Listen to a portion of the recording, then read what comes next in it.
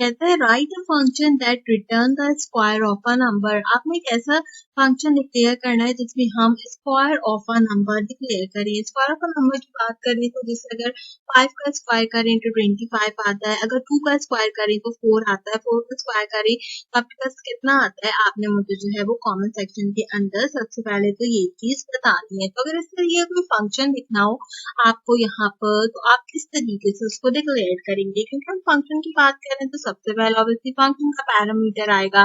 Then इन्होंने हमें खुद ही बताया कि हमने स्क्वायर को मेंटेन करना है, तो हम सिंपल स्क्वायर को ही यहाँ पे डिक्लेयर कर लेते हैं। स्क्वायर किस फॉर्मेट में होगा, ऑब्वियसली नंबर के फॉर्मेट में होगा। जब हम टाइप स्क्रिप्ट को डिफाइन करते हैं तो साथ में हमें नंबर की डेटा टाइप क्लास में डिफाइन करनी होती है। तो ये तो हुआ मेरा बेसिक यहाँ पर पैरामीटर किसी भी फंक्शन को लिखने से रिलेटेड। अब जो भी कोई आंसर आएगा उसके बारे में भी बात कर लेते हैं। तो उसकी डेटा टाइप क्या होगी, वो भी हमारे पास नंबर की डेटा टाइप होगी, तो हमने उसको भी डिक्लेयर कर लिया। एक ऑब्जेक्ट क्रिएट करेंगे जिसके अंदर हम रिटर्न का फंक्शन यूटिलाइज करेंगे। इन केस आपको नहीं पता कि रिटर्न का फंक्शन किस तरीके से वर्कआउट करता है तो मैं आई बटन पे वीडियो प्रोवाइड कर रही हूँ, मेक श्योर कीजिए कि आप इसको चेकआउट कर लीजिए।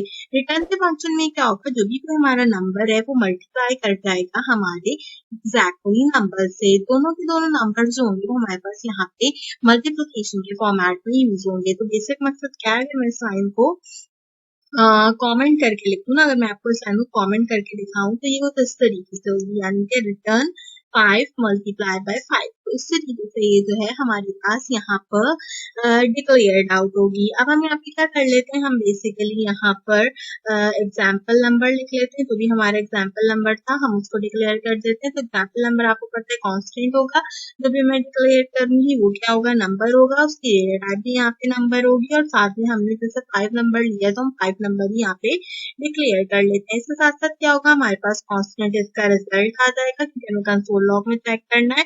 कोई भी पैरामीटर देखे तो रिजल्ट का पैरामीटर ले लेते हैं, और रिजल्ट का पैरामीटर किस चीज के बराबर होगा, ऑब्वियसली वो नंबर के बराबर होगा, जो कि यहाँ पर हमारे पास किस चीज की इक्वलाइजेशन में जाएगा, ये हमारे पास यहाँ पर स्क्वायर नंबर की इक्वलाइजेशन में जाएगा। तो मैंने जो स्क्वायर स्टार्टिंग में फंक्शन डिक्लेयर किया था उसको लूंगी, एंड यहाँ पर वो किस में डिक्लेयर किया था, नंबर के फॉर्मेट में। इसके बाद हमने last but not the least क्या करना होता है, अपना आउटपुट प्रिंट कराना होता है। तो उसके लिए सिंपल कंसोल डॉट लॉग का यूटिलाइजेशन करेंगे।